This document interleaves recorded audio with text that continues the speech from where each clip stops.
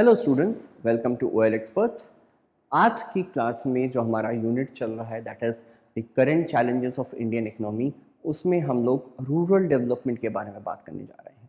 So this lecture is totally dedicated to our rural development. Rural development आपको लोगों को पता है कि रूरल डेवलपमेंट होता क्या है, ये सबको पता है।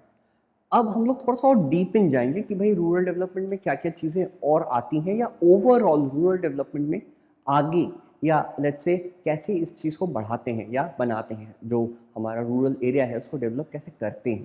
ठीक, तो उनमें जो पैरामीटर्स चाहिए, उनमें जो चीज़ें चाहिए, आज हम लोग उसी के बारे में बात करेंगे। ठीक, एनीवेज, इससे पहले अगर हम लोग पूरा जाएं, उससे पहले हम लोगों को एक चीज़ जो ध्यान में रखनी है, जैसा मैंने कहा कि इसमें भी गवर्नमेंट पॉलिसीज़ मेंशन होंगी। तो गवर्नमेंट पॉलिसीज़ अगर मेंशन हैं, काइंडली आप उनके लिए पर्सनल नोट्स बनाइएगा ज़रूर। Though we will discuss few policies which are important, but still समझना ज़रूरी है, और उसके बाद अपने नोट्स बनाना उससे भी ज़्यादा ज़रूरी है। ठीक, so let's begin. Meaning, objective and key issues of rural development. Rural development क्या है? Rural development means an action plan for the social and economic upliftment of rural areas. Very simple, सारे developmental plans जो कि एक rural area को develop कर सकते हैं, उनको अगर हम सम अप कर देते हैं तो हम लोग उसको रूरल डेवलपमेंट कहेंगे। ये ऑब्वियसली एक जो प्लान है वो एक्शन बेस्ड है। ठीक, the key issues of action plan for rural development are development of infrastructure, जो चीज़ ज़रूरत है, जैसे रोड, रेलवेज। ठीक भाई, आज भी कहीं ना कहीं रोड्स कम है गाँव की तरफ, या गाँव की तरफ जाने वाले या within the villages roads कम है, तो उसका डेवलपमेंट करना। ठीक, ह्यूमन कैपिटल फॉर्मेशन, यहाँ पे जो बात हो रही है वो है डायरेक्टली ह्यूमंस को लेके कि कैसे पढ़ाई या हेल्थ केयर को बढ़ाना चाहिए। Development of productive resources, poverty alleviation and हमारा जो है लैंड रिफॉर्म्स, वो सारे मिलाकर हम लोग क्या बात करते हैं, हम लोग रूरल डेवलपमेंट का एक्शन प्लान बनाते हैं। ठीक ठीक, तो ओवरऑल इन्हीं को लेके पूरा चैप्टर है। बहुत ज़्यादा इसमें डिफ़िकल्टी वाला कोई लेवल नहीं है, बहुत ज़्यादा टेक्निकल एस्पेक्ट नहीं है। It's a very easy, very let's say very simple chapter. Just you have to remember one thing, that we are targeting rural people and their world. So whatever things we are discussing is for them and the world around them. तो जो भी चीज़ें हो रही हैं सिर्फ rural area को लेकर है, यहाँ पे अर्बन के बारे में बिल्कुल भी बात नहीं हो रही है। चलिए, ऑब्जेक्टिव्स ऑफ रूरल डेवलपमेंट। क्या ऑब्जेक्टिव्स होते हैं रूरल डेवलपमेंट के? पहला है increasing productivity, obviously, generating alternative means of livelihood.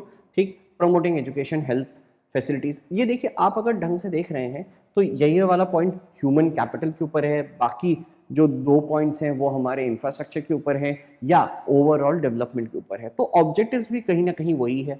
Issues क्या क्या आते हैं? इश्यूज आते हैं प्रॉपर सिस्टमेटिक अप्रोच का मिसिंग हो जाता है, या जो हमारे एग्रीकल्चर प्रोडक्ट्स हैं उसको ढंग से मार्केटिंग नहीं हो पाता है। डाइवर्सिफिकेशन बहुत ज़्यादा दिक्कत कर जाता है कभी कभी। डाइवर्सिफिकेशन का मतलब है अलग अलग क्रॉप्स बनाना, ठीक है, उगाना। तो ये एक दिक्कत हो सकती है। ऑल्टरनेटिव्स, सस्टेनेबल लिविंग कभी कभी मिस कर जाते हैं।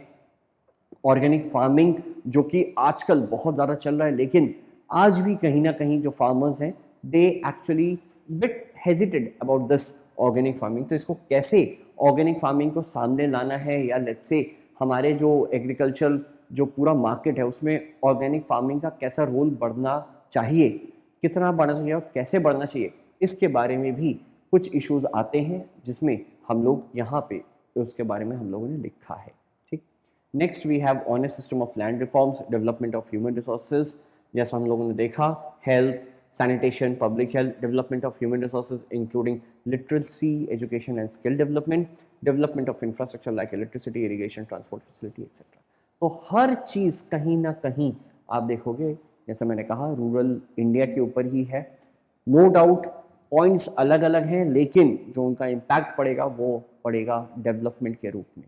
ठीक, चाहे हम लोग लेट्स से एजुकेशन के बारे में बात कर लें, या पब्लिक हेल्थ के बारे में बात कर लें, लिटरेसी के बारे में बात कर ले, सैनिटेशन के बारे में बात कर ले, इवन स्किल डेवलपमेंट भी कहीं ना कहीं स्टैंडर्ड ऑफ लिविंग को बढ़ाएगा। उसके बाद चीज़ें चेंज होंगी तो इंफ्रास्ट्रक्चर की ज़रूरत पड़ेगी, इंफ्रास्ट्रक्चर की ज़रूरत पड़ेगी तो फिर वहाँ पर ओवरऑल एक डेवलपमेंट देखने को मिलेगा। सो ये इश्यूज थे, ऑब्जेक्टिव्स हम लोगों ने देख लिए। ठीक, नेक्स्ट देखते हैं रूरल क्रेडिट क्या है। तो वो था एक पार्ट, अगर आप लोग अगर ऐसे चलो तो we can say that that was the first part, this is the second part. Questions part wise part नहीं पूछे जाते हैं, क्वेश्चन ओवरऑल पूछे जाएंगे, लेकिन ज्यादातर जो क्वेश्चंस पूछे जाते हैं वो एग्रीकल्चरल मार्केटिंग से पूछे जाते हैं, ठीक है। तो इसको याद रखना आप लोग, whenever you are studying please focus on agricultural marketing because उसके ऊपर ज़्यादा क्वेश्चंस आते हैं, रूरल क्रेडिट के ऊपर भी क्वेश्चंस आते हैं, लेकिन एग्रीकल्चर मार्केटिंग मोस्ट इंपॉर्टेंट है, उसके बाद रूरल क्रेडिट आता है। रूरल क्रेडिट में we have organisations, though we don't discuss much but yes we have a bit of organisations. तो आपको पता होना चाहिए कि कौन सा ऑर्गेनाइजेशन फाइनेंस जो हमारा रूरल क्रेडिट है उसके फाइनेंस को देखता है, या लेट्स से जो हमारा एग्रीकल्चर फाइनेंस है उसको कौन देखता है, तो इसके बारे में हम लोग अभी पढ़ेंगे। रूरल क्रेडिट क्या है? Means credit farming communities. Credit का मतलब होता है उधार देना, तो उधार देने के ऊपर यहाँ पे बात चली, या बैंक लोन्स के बारे में बात चली कि बैंक लोन्स कितना मिलना चाहिए, कौन देगा, कौन जो पॉलिसीज फ्रेम करेगा, तो कौन पॉलिसी फ्रेम करेगा, ये सारी चीज़ें रूरल क्रेडिट में आती हैं। किन किन वजह से लिया जा सकता है? ऑब्वियसली बात है agriculture machine, tools, wells, tubewells, इन सबको करने के लिए। यहाँ पे जो जिसेशन पीरियड होता है, मतलब जो काम किया होता है और अल्टीमेटली जब पूरा क्रॉप बन के आता है उसके बीच में जो ड्यूरेशन है, उसके लिए भी कभी कभी फार्मर्स लोन लेते हैं।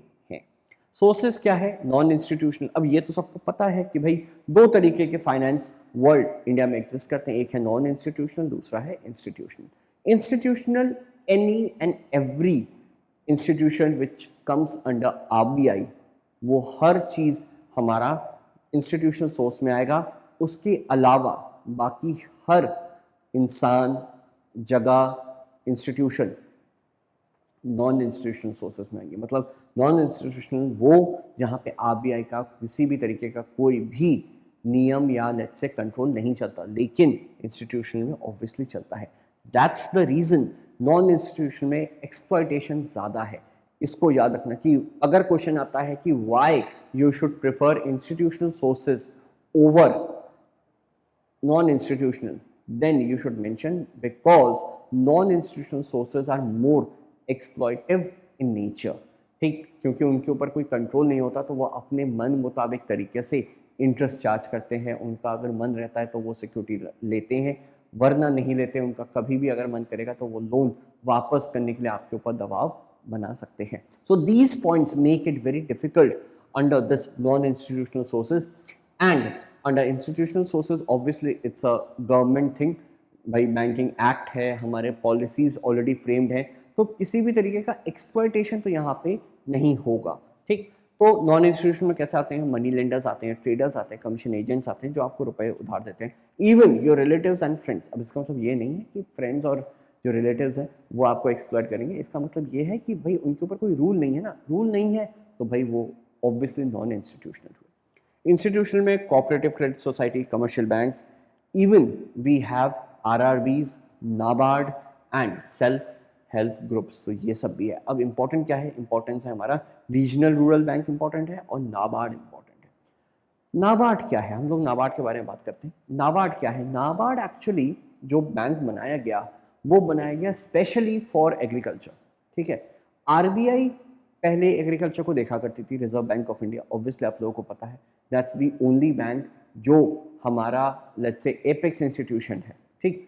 लेकिन उसको लगा कि एग्रीकल्चर बीइंग द बैकबोन, जब इंडिपेंडेंस के टाइम एग्रीकल्चर हमारा बैकबोन हुआ करती थी, बीइंग द बैकबोन, उसको लगा कि इस बैकबोन को सपोर्ट सिर्फ मैं नहीं दे सकता, इसके लिए कोई एक डेडिकेटेड कोई इंस्टीट्यूशन होना चाहिए। तो ये जो डेडिकेटेड वाला इंस्टीट्यूशन है, देयर दिस नाबार्ड कम्स, कि भाई डेडिकेशन वाला नाबार्ड ही है।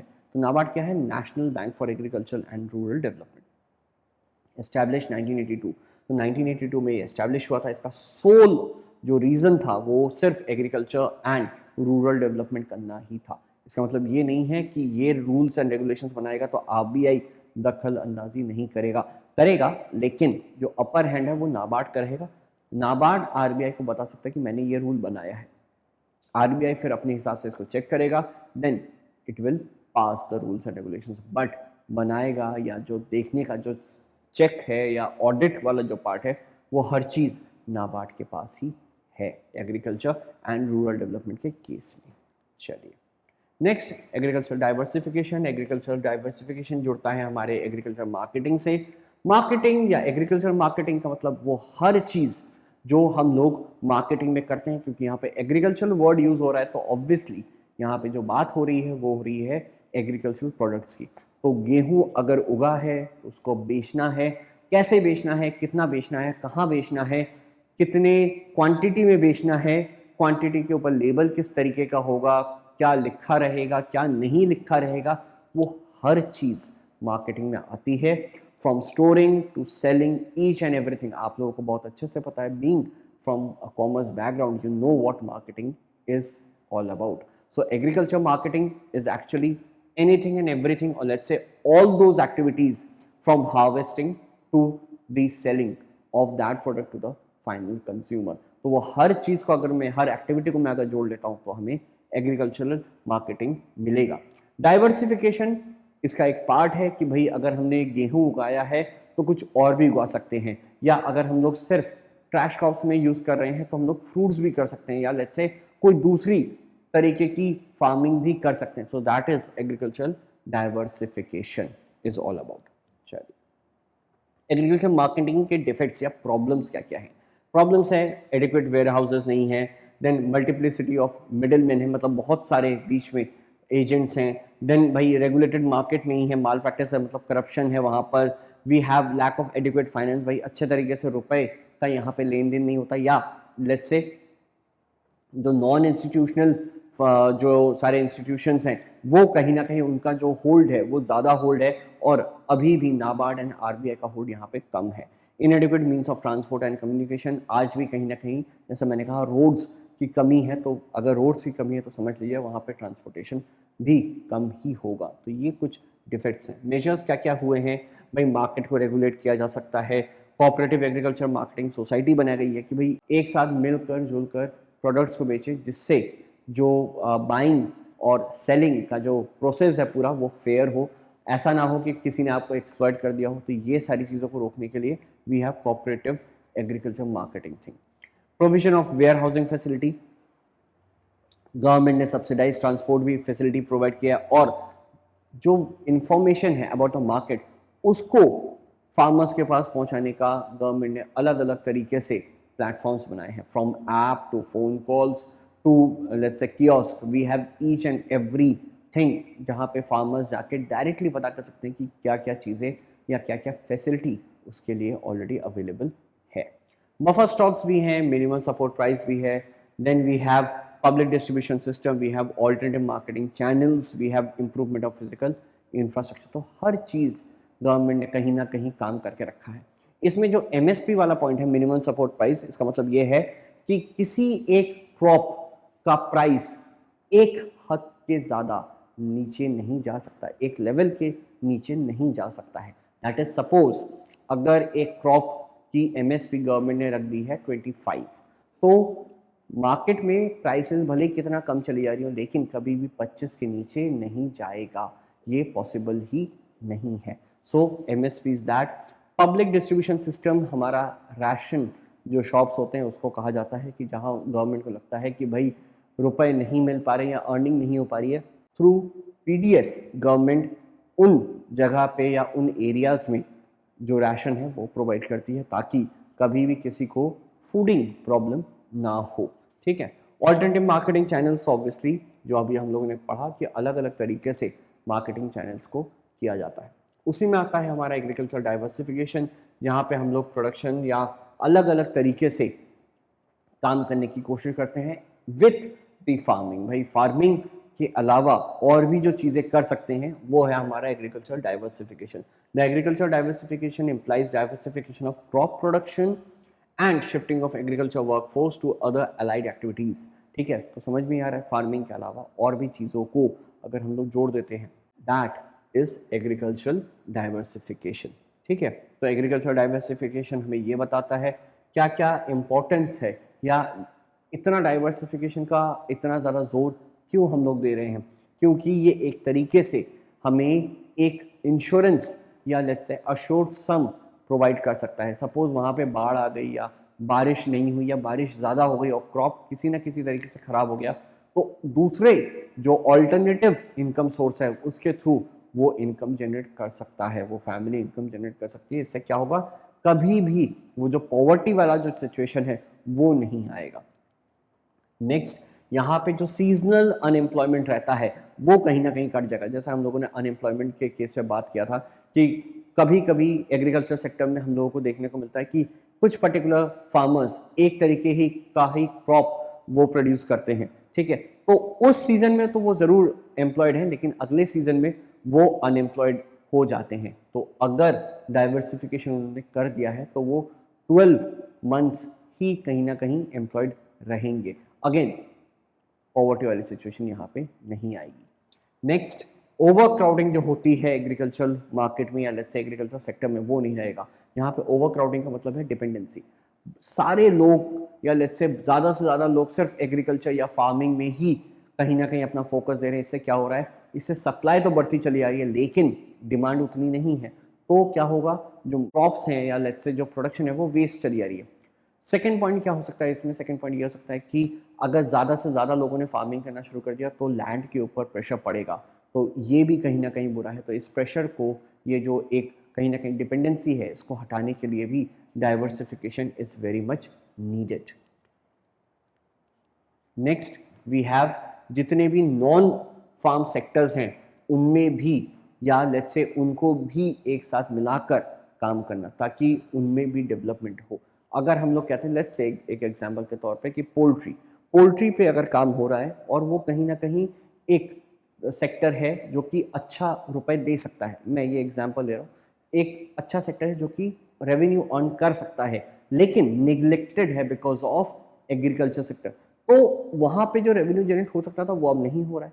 इससे क्या होगा, इससे लॉस हो रहा है उस सेक्टर में डेवलपमेंट भी नहीं हो पा रहा है क्योंकि लोग इतने कम है कि गवर्नमेंट उसको देख ही नहीं रही है। तो अगर लोग या लेट्स से फार्मर्स अगर उसको लिंक कर देते हैं अपनी फार्मिंग से, तो इससे क्या होगा, वो सेक्टर भी डेवलप करेगा। गवर्नमेंट को फिर उस सेक्टर को भी ध्यान से देखना पड़ेगा, सब्सिडीज़ या लेट्स से जो भी फैसिलिटीज़ हैं वो शायद उस सेक्टर में को भी मिलना शुरू हो जाए, तो इससे भी फ़ायदा रहेगा। कौन कौन सी चीज़ें हो सकती हैं एग्रीकल्चर के अलावा, एनिमल हस्बेंड्री सबको पता है कि भाई अगर फार्मिंग कर रहे हैं तो वहाँ पे बुल्स, ऑक्स, काउस रखना ही है, तो क्यों ना उनके थ्रू उनके जो अदर सब्सिडरी प्रोडक्ट्स हैं या एलाइड प्रोडक्ट्स हैं उनको हम लोग यूज़ करना शुरू करते हैं। जैसे मिल्क है, काउ डंग है, ठीक है, गोबर गैस इतना फेमस हो रहा है, देन मिल्क का प्रोडक्शन इतना है, जो हमारा वाइट रेवोल्यूशन था वो मिल्क से ही रिलेटेड था। तो ये हर चीज़ जुड़ी है। और भाई आप गाय को या बैल को आप तो यूज़ करना ही है फार्मिंग में, तो दोनों चीज़ें हो सकती हैं, तो क्यों ना दोनों को यूज़ किया जा सके। ठीक, देन वी हैव इसी का थोड़ा सा और एग्जाम्पल इन्होंने लिया है जहाँ पे कहा है कि 70 million small and marginal farmers ने कहीं ना कहीं इसको अपनाया है या धीरे धीरे अपना रहे हैं, जहाँ पे मिल्क, एग्स और बाय प्रोडक्ट्स धीरे धीरे बढ़ता चला जा रहा है। इसके अलावा हमारे फिशरीज़ एक अनदर साइड बिजनेस के तौर पे सामने आ रहा है इन रिसेंट टाइम्स, वेयर कहाँ, केरला में, महाराष्ट्र में, गुजरात में, तमिलनाडु में, जहाँ जहाँ कोस्टल स्टेट्स हैं वहाँ पे फिशरीज़ हो रही है। इवन जहाँ पे कोस्टल एरियाज़ नहीं, वहाँ पे लोग पॉन्ड बनाकर उसमें फिशरीज़ करते हैं, ठीक है, फिश ब्रीडिंग करते हैं। इससे क्या होता है, इससे अगेन एक अलग रेवेन्यू का सोर्स जनरेट हो रहा है। So this is very much easy, ठीक, इसमें बहुत ज़्यादा दिक्कत नहीं आती है। तो इसीलिए ये फिशरीज़ अगेन एक नया सेक्टर के रूप में सामने आ रहा है। Next we have horticultures. Horticulture क्या है, हॉर्टिकल्चर एक ऐसा क्रॉप है या लेट्स से ऐसे क्रॉप से जहाँ पे हम लोग बात करते हैं fruits, vegetables, medicinal and aromatic plants and flowers के। तो आजकल की दुनिया में ये सारी चीज़ों की ज़रूरत होती है। फ्रूट्स की तो ऑब्वियसली ज़रूरत थी पहले से ही, लेकिन अब ये medicinal and aromatic plants and flower recent times में बहुत ज़्यादा इनकी डिमांड बढ़ी है, रूरल में as well as in urban में भी। तो ये भी एक अलग एम्प्लॉयमेंट का सेक्टर सामने आ सकता है, आ भी रहा है, लोग इसके ऊपर भी काम कर रहे हैं। इवन लोग इन सारे चीज़ों को मिलाकर डायरेक्टली इससे ऑयल बनाते हैं या लेट्स से इसका जो बाय प्रोडक्ट बनता है डायरेक्टली मार्केट में बेचते हैं अंडर देयर ब्रांडिंग। तो ये क्या है, फार्मिंग तो चल रही है लेकिन हॉर्टिकल्चर भी एक तरीके से हेल्प कर रहा है लोगों को कुछ एक्स्ट्रा अर्न करने में। नेक्स्ट, ऑर्गेनिक फार्मिंग, जैसे मैंने कहा कि ऑर्गेनिक फार्मिंग एक बहुत इम्पॉर्टेंट और एक ऑल्टरनेटिव सोर्स सामने बन के आया है जहाँ पे पेस्टिसाइड्स का यूज़ एकदम मिनिमम हो चुका है। तो ऑर्गेनिक फार्मिंग ज़रूरी क्यों हो रहा है? क्योंकि आजकल पेस्टिसाइड्स और हम लोगों ने केमिकल्स इतना यूज़ करना शुरू कर दिया था पहले कि भाई अब कहीं ना कहीं एक सैचुरेशन आ रहा है। तो सैचुरेशन को तोड़ने के लिए ऑर्गेनिक फार्मिंग का एक लेट्स से फेज़ हम लोग देखने को मिला, जिसमें हम लोगों ने देखा है कि yes, organic farming can be an way of alternative farming. भाई जहाँ पेस्टिसाइड यूज हो रहा था वहाँ पे अब पेस्टिसाइड यूज़ नहीं हो रहा है। अब हम लोग डायरेक्टली थ्रू ऑर्गेनिक फार्मिंग हम लोग प्रोडक्शन कर सकते हैं और अच्छा प्रोडक्शन होता है, कम से कम उसमें केमिकल्स तो नहीं होते। तो ऑर्गेनिक फार्मिंग रिसेंटली में बहुत ज़्यादा पॉपुलर हुआ है बिकॉज ऑफ हेल्थ रीजंस। ठीक है, हेल्थ रीजंस की वजह से हुआ है। एडवांटेजेस क्या है? इनएक्सपेंसिव प्रोसेस है, जनरेट्स इनकम है, हेल्दियर एंड टेस्टियर फूड है, solves unemployment problem and environment friendly है। तो हर चीज़ कहीं ना कहीं इसमें दिखता है। लेकिन जैसे मैंने कहा कि अभी कुछ लोग ही इसमें आए हैं, तो बाकी लोग क्यों नहीं आए हैं? क्या रीज़न था? वो है हमारे लिमिटेशंस। लिमिटेशंस ये हैं कि लोग अभी भी कहीं ना कहीं ओल्ड फार्मिंग टेक्निक को लेके चल रहे हैं, तो न्यू मॉडर्न टेक्निक पे कहीं ना कहीं उनको हिचकिचाहट होती है, हेजिटेट करते थे वो। ऑर्गेनिक फार्मिंग का जो टाइम होता है दैट इज़, भाई वो जो प्रोडक्ट्स बन के आते हैं उनका बहुत शॉर्ट स्पैन रहता है, क्योंकि उसमें केमिकल रहता नहीं है। केमिकल नहीं रहता तो बहुत जल्दी सड़ जाते हैं, तो कहीं ना कहीं लॉसेस ज़्यादा हो जाता है उसमें। देन जो चॉइस है, मतलब आप अलग अलग तरीके से, जो डाइवर्सिफिकेशन में हम लोगों ने अभी पढ़ा कि भाई आप अलग अलग तरीके से डाइवर्सिफाई करके क्रॉप्स उगा सकते हैं, यहाँ पे ऑर्गेनिक फार्मिंग में वो थोड़ा सा मुश्किल हो जाता है। अगेन रीजन बीइंग क्योंकि यहाँ पे केमिकल का यूज़ नहीं है। केमिकल का यूज़ नहीं है तो इजीली एक क्रॉप से दूसरे क्रॉप में शिफ्ट होना थोड़ा सा मुश्किल हो जाता है। Organic farming labour intensive technique को प्रोड्यूस करता है, इसीलिए यहाँ पे लेबरर्स को बहुत ज़्यादा फायदा मिलता है। सो ये था हम लोगों का ऑर्गेनिक फार्मिंग, ये था हमारा रूरल डेवलपमेंट, ये था हमारा जितना भी एग्रीकल्चर मार्केटिंग और एग्रीकल्चर फाइनेंस के रिलेटेड हर चीज़। मुद्दा या लेट्स से अगर मैं क्रक्स कहता हूँ, अगर मैं क्रक्स के बारे में बात करता हूँ, तो ओवरऑल जो एग्रीकल्चर मार्केटिंग था, ऑर्गेनिक फार्मिंग था, या let's say allied sectors of agriculture था, इन सब का जो मेन एम है वो एम ये है कि हमारा एग्रीकल्चर जो प्रोडक्ट्स हैं या जो ओवरऑल एग्रीकल्चर की प्रोडक्टिविटी है वो बढ़े। जितना बढ़ेगा उतना रेवेन्यू जनरेट होगा, जितना रेवेन्यू जनरेट होगा उतना ही स्टैंडर्ड ऑफ लिविंग या लेट्स से ओवरऑल स्टैंडर्ड बढ़ेगा। जैसे ही वो बढ़ेगा तो ओवरऑल डेवलपमेंट देखने को मिलेगा इन रूरल इंडिया। तो वो पूरा क्रक्स रूरल इंडिया को डेवलप करने पर ही है। उन्होंने अलग अलग तरीके से डेवलप करने की यहाँ पे बातें चल रही है। आई होप स्टूडेंट्स अब आपको रूरल इंडिया या ये रूरल डेवलपमेंट का जो कॉन्सेप्ट है ओवरऑल, ये आपको समझ में आ गया है। Thank you.